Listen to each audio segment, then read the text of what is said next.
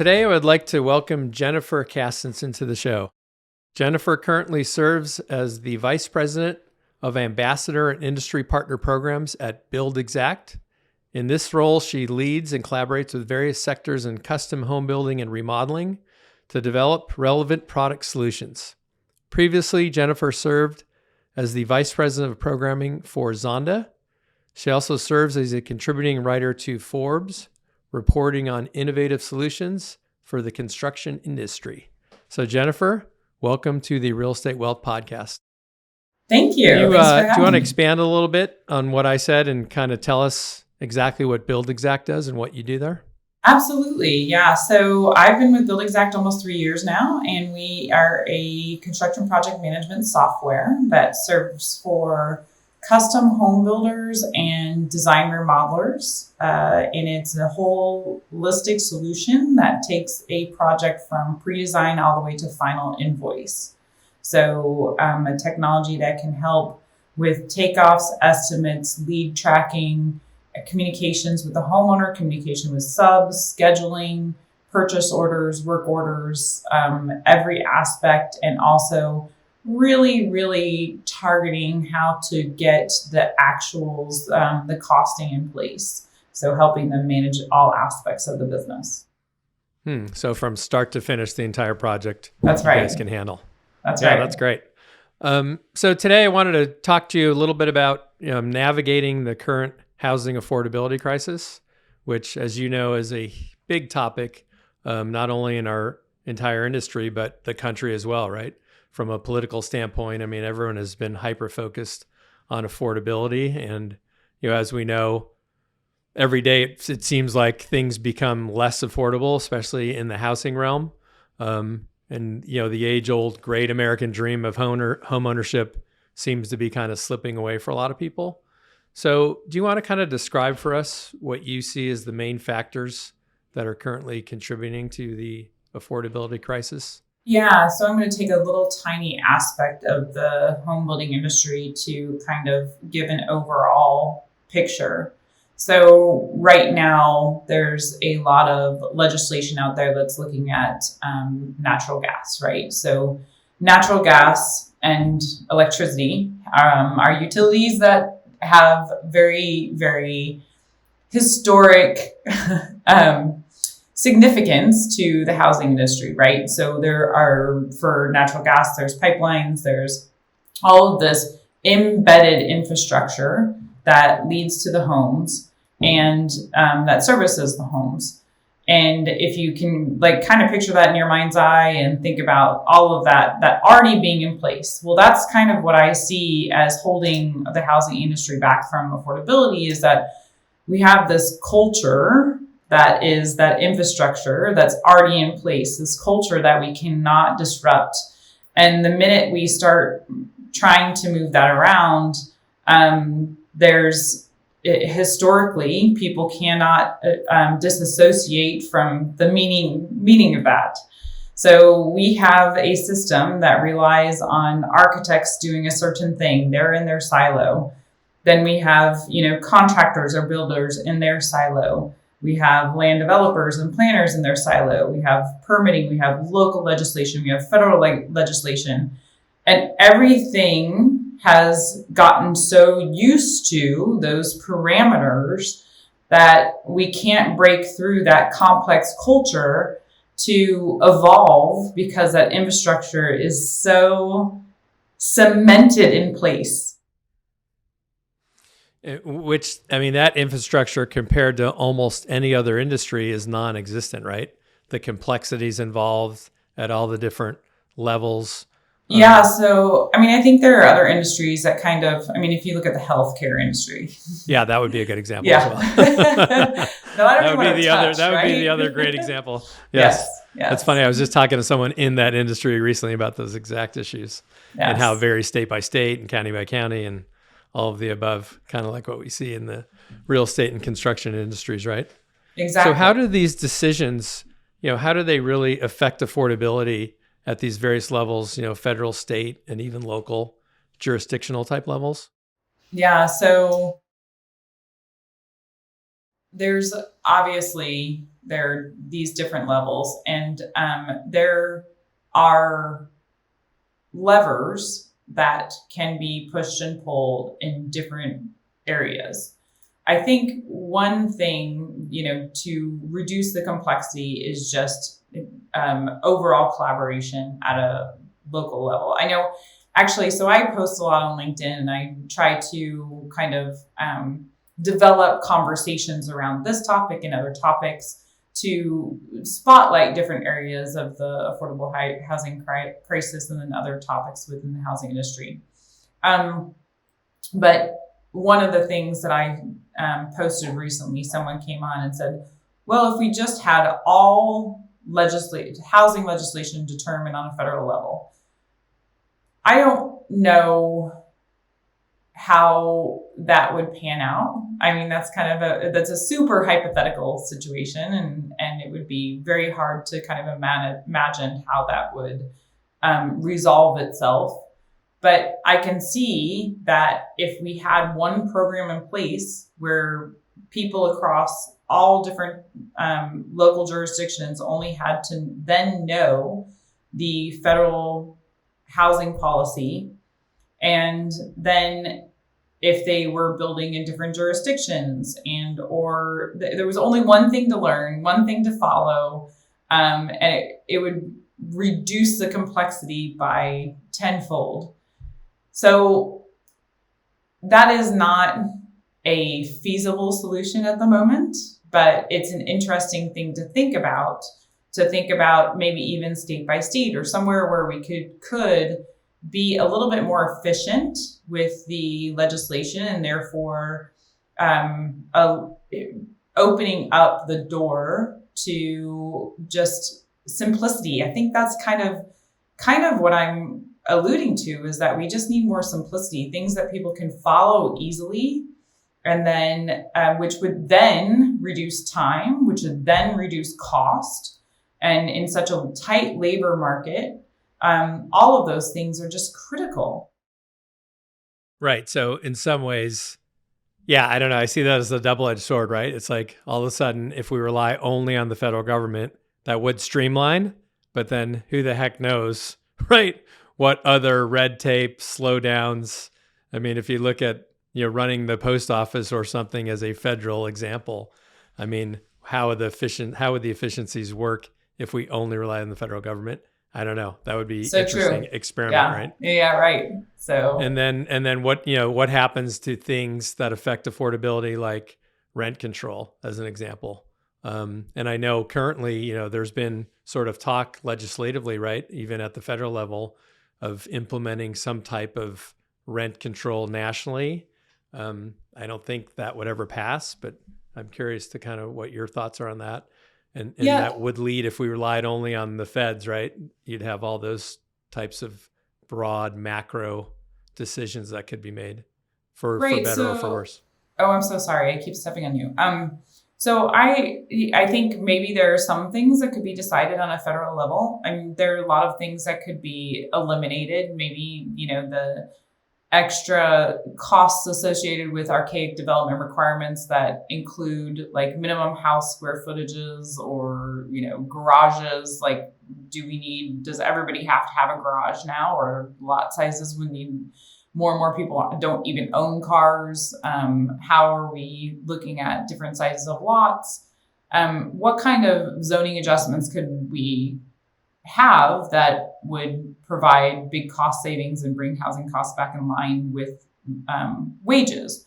And I see that, if you're looking at rent control, there are certainly different economic levers that impact all of these things at a local level. So where and how is the local economy growing?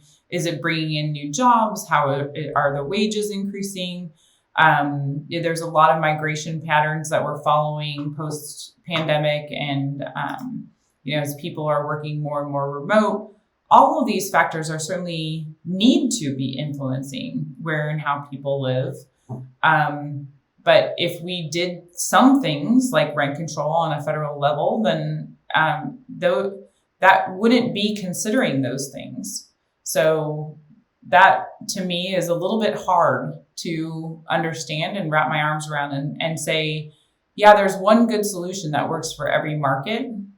At the same time, if we put a solution in place, then people will have to figure out how to make it work for their market. So is it a chicken and egg thing at that point? Right. I mean, for the record, I think rent control is a terrible idea, whether it's federal or local level. And it seems like it hasn't worked pretty much wherever it's been tried. I don't know if you disagree with that or not. But to me, the affordability problem could be fixed by increasing supply, right? Letting people build, making it easier to construct homes, multifamily, et cetera. I mean, I think that's the real crux of the issue. I mean, between, labor shortages that we've seen, especially kind of through the pandemic and since the pandemic. And I think I read recently, like the average construction worker in America is now over 50 years old, right? Which is kind of concerning because younger people are not going into the trades, which, hurts the ability to construct new buildings. So you have this labor shortage. There was supply chain issues. I think that's sort of sorted itself out for the most part, right? That have added to, the already onerous, depending on where you are, regulatory conditions to be able to build that have really held back, to a certain extent, supply. And so we've now been in this mode of trying to play catch up, right? Like I know, I hear, I think nationally we're 4 to 5 million, sort of depending on what you read, 4 to 5 million, units of housing short of where the country should be today. On the multifamily side, we're under a crazy building spree that's happened over the last 3 years, right? Where they're now trying to play catch up, where I think about 1 million new units, between last year and this year will come to market. And so that's kind of, depressing rents, keeping rents more stabilized, better for tenants, clearly with this new supply.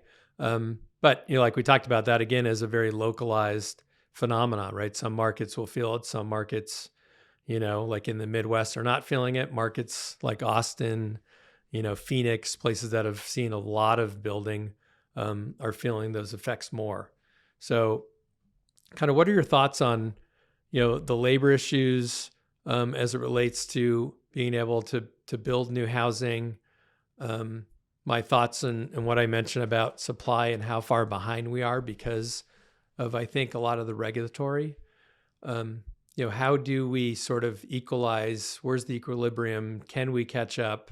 It comes in fits and starts, it feels like. Then we have a glut of supply and then people stop building and you go through the whole cycle again.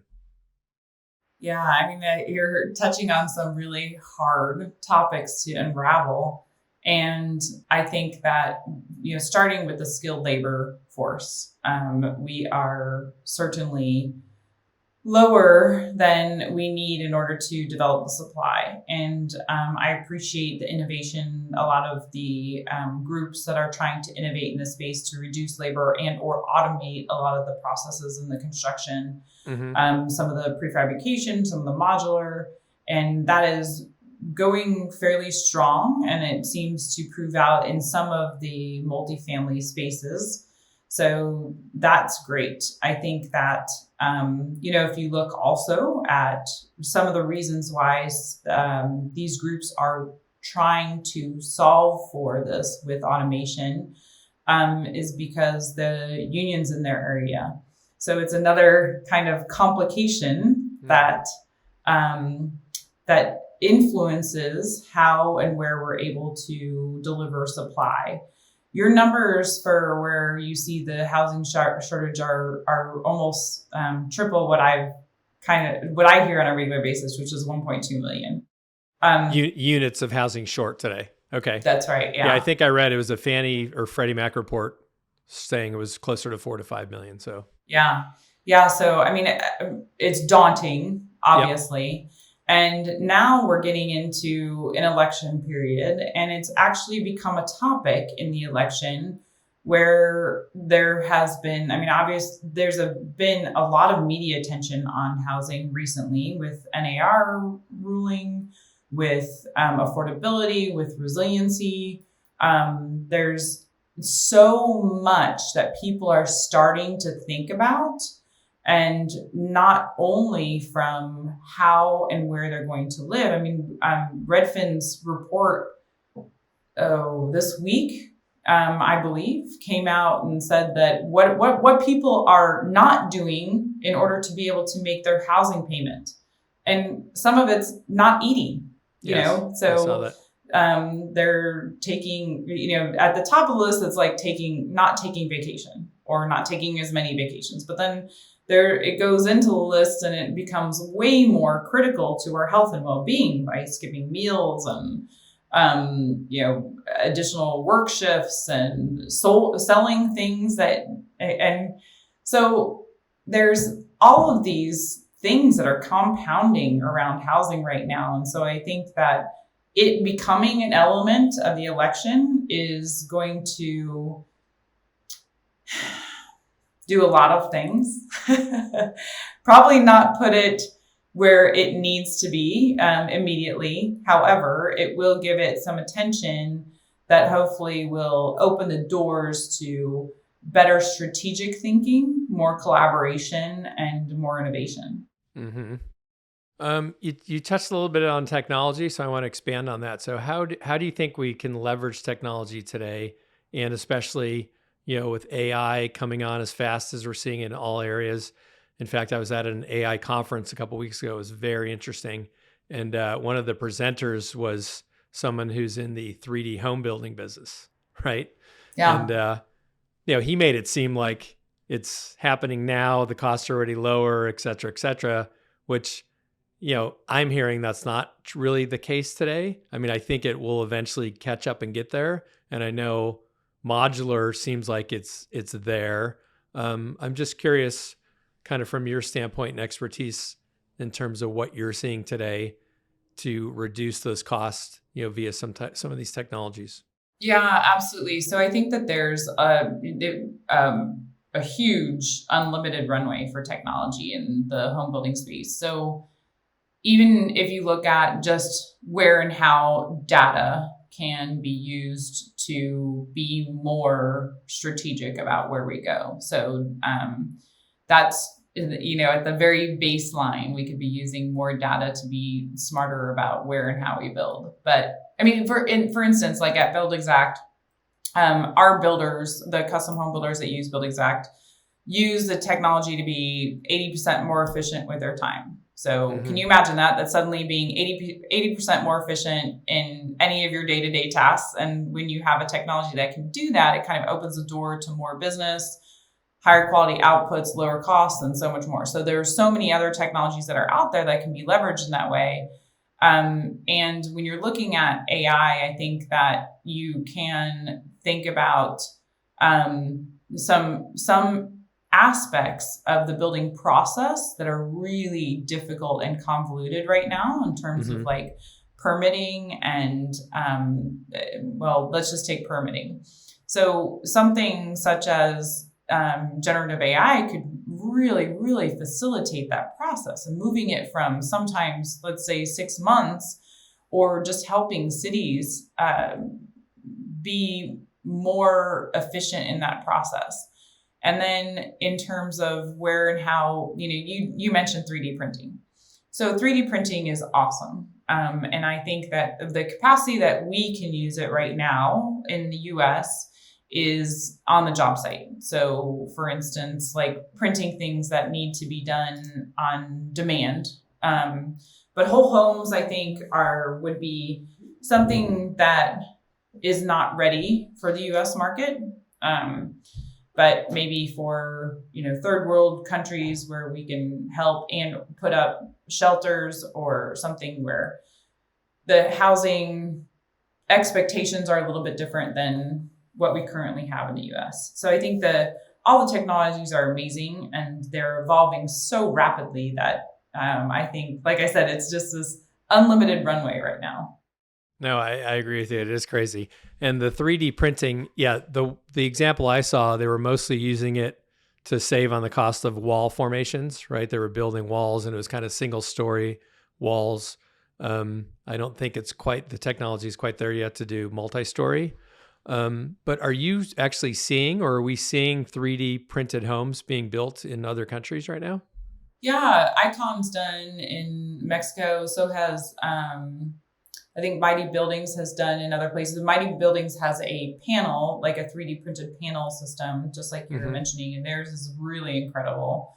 And then there's just a whole bunch of companies that are coming out right now that are really, generative AI data based, automated architecture. I talked to the founder of that, Molly Claypool, last week. What they're doing is really incredible. Artsum, also really incredible technology behind what they're doing with robotics. And so there's just so much that it what I'm hoping is that people can actually look at these technologies and look how they can impact business and don't just run away scared from them, because like I said, that culture still exists.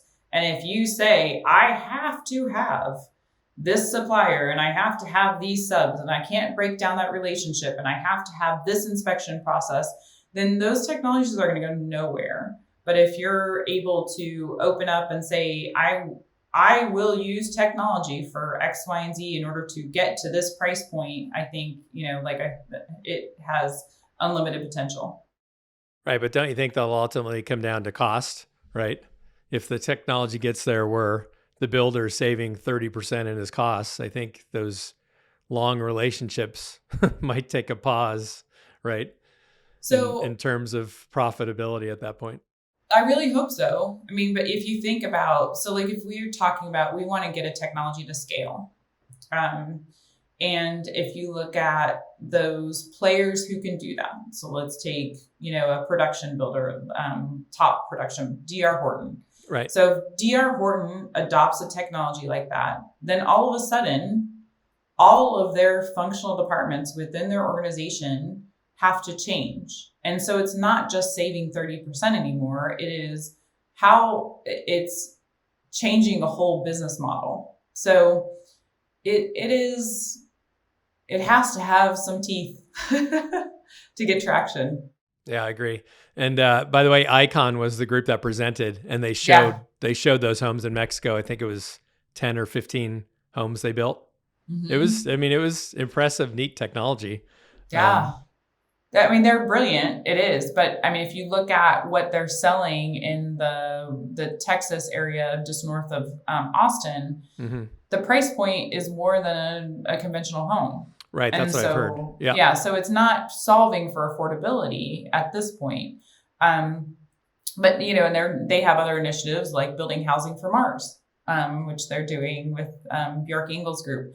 There's a lot of things in motion, and I think that we should have open minds and embrace all of them and look at how any of them could change or disrupt, or how we can use all these different tools to make a difference. Mm-hmm. And they will, right? It's just a matter of Yeah. time. It's just a matter of Yep. time. Because I think I heard in the last 80 years, I think the most innovative thing that's happened with construction is the nail gun, right? Everything else has been exactly the same with sticks and bricks and the way we've built for the last 80 years or 100 years. So it's definitely due for a change, and it Yes. will happen. Let's shift gears a little bit and talk about workforce housing. I mean, that's something that we do here at CalCap. And, I've always said if there was a way to build to a workforce housing model, I think it would be an absolute home run. But, when you look at, especially on the multifamily side today, with the cost of land, the permitting, everything we've talked about, labor costs going up, material costs going up, everyone basically has to build to an A plus product today, right? No one can build B housing or B minus housing, which would be tremendous if you could really build kind of an affordable product. But I think it's very, very hard to do. So I want to get your take on sort of the workforce, sector of the economy, as it's super important. It's really sort of the middle class, the firemen, the teachers, police officers who not that long ago, if you were a working police officer, your wife would stay at home and you could still buy a house. And that's not the case anymore, right? So give me your thoughts a little bit on broader conversation about workforce as it relates to the affordability issue. Yeah, thank you. So, and I just hope that CalCap can keep up the good work in that space because it's critical. And as you said, the service industry, teachers, public servants, everybody needs housing. I know that there is some markets where people are driving 2 hours one way a day to be able to have affordable housing and then also keep their jobs in whatever service sector they're in. There are, as I was kind of saying before, that there are so many economic drivers, right? So if we don't have housing for that service sector, then a lot of things start kind of falling apart because then, I mean, even if like after the pandemic, I was surprised when I first started traveling and I went around to different places and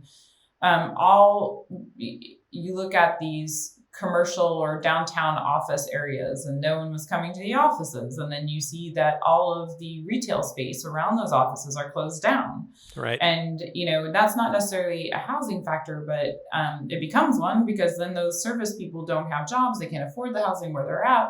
And so it's, it certainly has a snowball effect. And you look at if you have housing for the workforce, the better the local economy works, opening up jobs and welcoming new companies for more jobs, which means new and more population, which leads to innovation in that local economy, which drives the need for more housing. And I know I've done personally a lot of stories about missing middle or workforce housing and worked with Dan Perlick with Opticos Design, who wrote the book about missing middle. And there are ways to design for missing middle housing. Personally, I feel like, Dan has an amazing approach to it, but I personally feel like we need to look at infill more than we are, and any sort of retrofit or conversion possibilities to drive more housing in urban dense areas. So that's kind of where I would hope that we can deliver workforce housing. Okay, interesting. So I guess on that topic then, as we look at the landscape today, based on what we talked about, COVID, the whole work from home phenomena, office buildings really have not gotten back to where they were even close before the pandemic from, not only an occupancy standpoint, but sort of a daily use, right? As more people, stay at home and work from home. What's the feasibility of, and do you think this will happen with some of these urban centers, these office buildings that are now vacant? Do they become multifamily properties, do you believe? Because the cost is quite prohibitive, right? Currently to convert. Yeah. So, if you do look at those property conversions, it is a tremendously difficult job and it totally depends on the property. So I've seen church conversions, I've seen office spaces, I've seen, many different types of properties that are trying to convert to multifamily, but it takes the right development, the right funding, the right location, the right architect in order to make it work. If there is an existing structure that can be used, hopefully we can do that as much as possible because of I have seen and read that some kind of eye-opening reports about where office is currently and where it's headed. So, like I said, I think and I hope that we can do as much conversion as possible. And I think it's going to take a real effort, with cities, counties, states, et cetera, to have tax abatements, et cetera, to really make it as attractive as possible, which would only help their urban, right, infill locations that are now suffering, to your point, where people aren't going to the office and now the retail restaurants are suffering and closing, and it sort of snowballs, right? That's right. With a really bad effect of a a vortex of a once thriving downtown in some of these areas. Yeah. So hopefully that can be solved. But you're right. I mean, when you look at traditional office with the big core factor and the way they were constructed, it's just, what I'm hearing is today a lot of office buildings, people are pricing them, ones that are selling distressed, they're basically worth land value minus demolition costs, which is ouch. staggering. Yeah. Yeah. Let's talk a little bit about the affordability crisis and economic mobility and inequality and how that factors in. I mean, does it make economic disparities worse, right? Because we always hear, I mean, the great American dream was always, buy a home, you create equity in the home over years. You now have some money to start a business or invest in the stock market or whatever. And obviously that's becoming harder to do as we're becoming a little bit more of a renter nation. So I wanted to get your thoughts a little bit on that topic. Oh my gosh, I wish it didn't, but it certainly does. I mean, there's no way around it, right? So I would just mention that Redfin report. You can see how that impairs the system when you have to sacrifice other aspects of life to pay for housing. You can never progress. Or you can never get ahead. I mean, that's bottom line. If you're giving up health or safety or something else to pay for your housing, then it becomes cyclical. You're constantly struggling because you are ill and then you can't make it to your job and then you can't afford your housing or whatever. It becomes a trap and you can never get out of that trap. So yes, it definitely horribly impairs the economic, it impacts the economic disparities and it makes them worse. Absolutely. Mm-hmm. And I think in some ways, from what I see, even talking to my own kids and their friends, there's a little bit of almost despair, with the younger generation today saying, gosh, and especially, I live in Southern California where it's ridiculously expensive. Like we'd never be able to afford a home, in our neighborhood, or we'll never be able to buy a starter house in California that's now, 800,000 or whatever.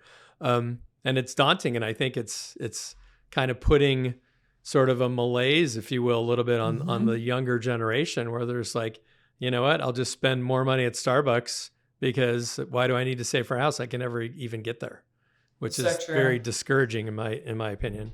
Absolutely. And back to what we talked about earlier, like, every nation, every country, you need that stable middle, right? You need the middle class to just stabilize all of the economy and everything across the board. And it's been, as the rich have gotten a lot richer and the poor have gotten poorer.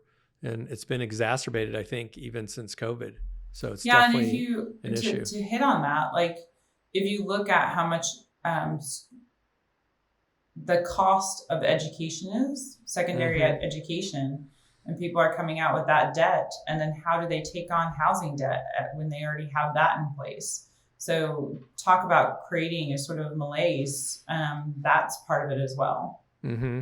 Agreed. Well, now you're hearing more and more like, is college worth it? Should I even go to college, et cetera, right? Which is kind of a crazy thought to me as well. They should know that there are a lot of jobs in the trades that they can take on, right? And the trades can do very well. Yes, they can. By the way, I grew up in the trades. My father was an immigrant from Italy, and he was a bricklayer. And nice. So I grew up in that household, and then he ultimately started his own masonry company, and over time did very, very well with that business just by saving and working super hard. But yeah, I grew up as a high school kid pushing a wheelbarrow on a job site. Nice. That's good work. Yeah, it is. And I agree with you. Like a lot of these kids today going to college just because you go to college, it's like you can become a plumber, an electrician, and have your own company and do extremely well, right? Which I think exactly some right. of these kids need to be pushed in that direction. Yeah.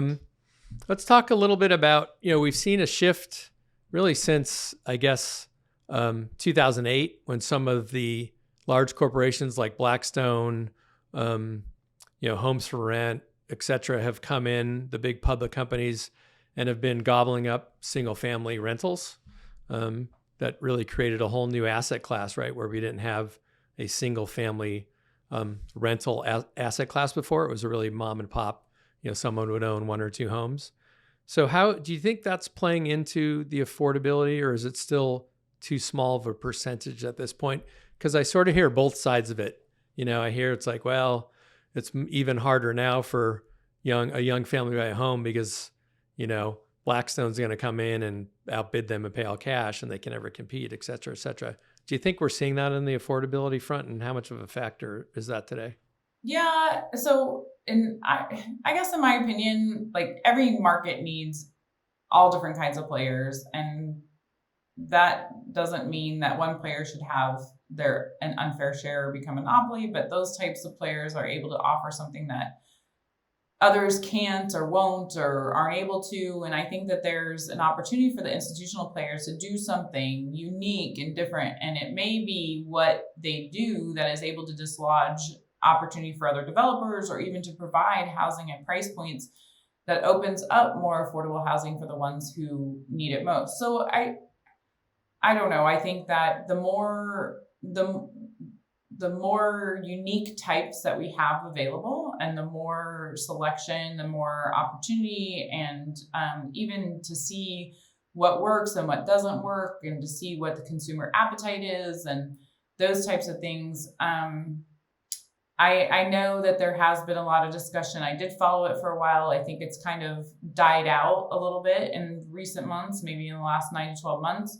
And I don't see it as a large influence over what's happening in the overall marketplace. But I just encourage all types to try what they can, and do it at the right scale.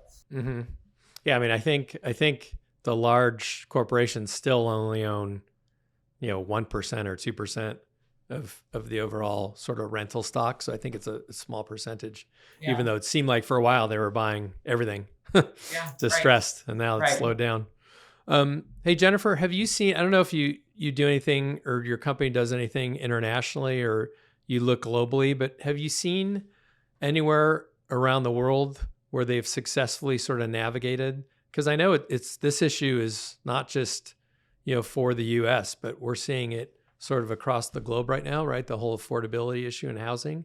And I'm wondering if you've seen any other countries sort of able to solve or do something to innovate and correct the problem. Yeah, so you're right. I mean, the headline news is that there are every country is experiencing some version of this, and I think that when we started this conversation, I was talking about like a cultural infrastructure, and I think ours is a little bit different than most out there. And so until we untangle that, we can't really take their best practices and adopt them here, because that's what drives our housing development. But I think that there are some that are very, very similar to ours, and like Trudeau in Canada just announced 600 million that's going towards housing right now. So things like that, and we can see how successful they are. He's actually taking federal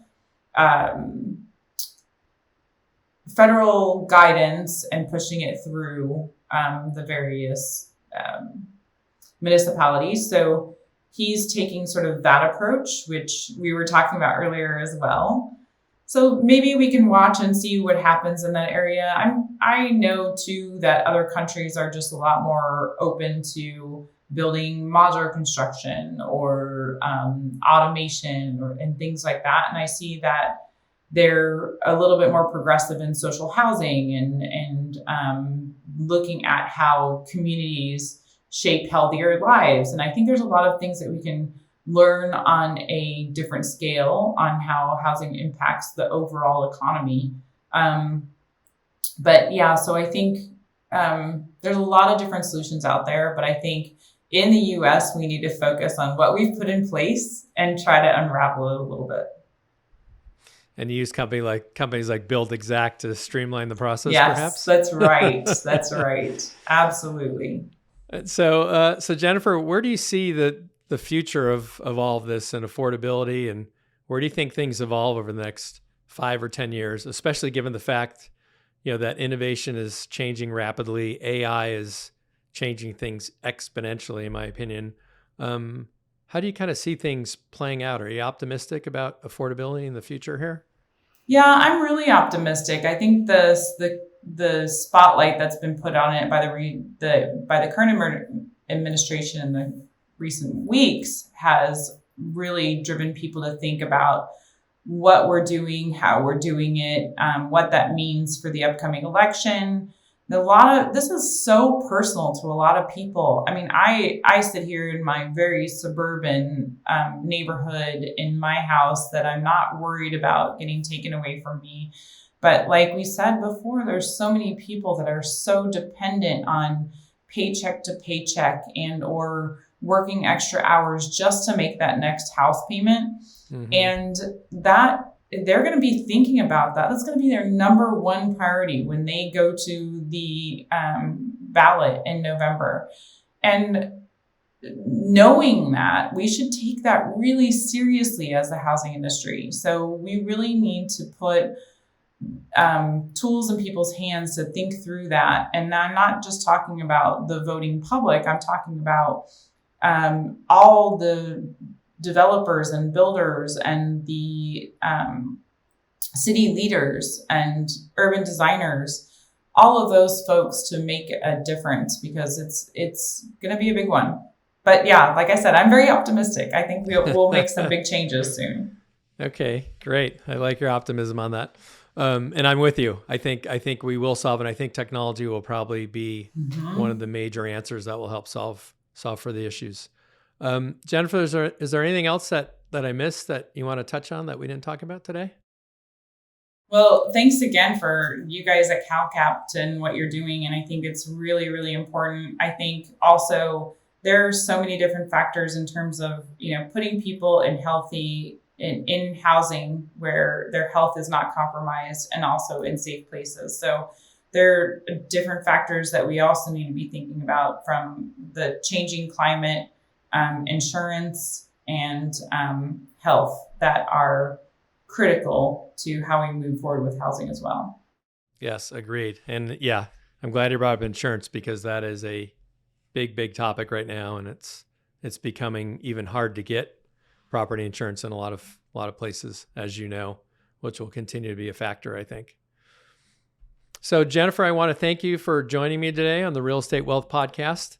I think it was a really enlightening discussion, and affordability is a hot topic. I'm with you. I'm positive that over the next several years, we're going to hopefully solve for some of this and get people back into homes and building equity they need to create businesses and keep the engine of our economy roaring strong. So thanks again. And I think our listeners probably gained a lot of great insight from you today. So I appreciate it. Thank you. It's a pleasure.